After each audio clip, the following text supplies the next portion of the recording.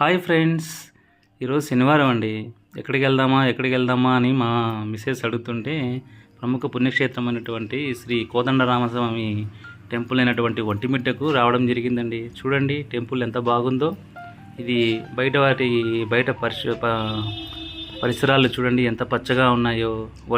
చిన్నగా వర్షం పడుతుంది. క్లైమేట్ చాలా కూల్గా చాలా బాగుంది.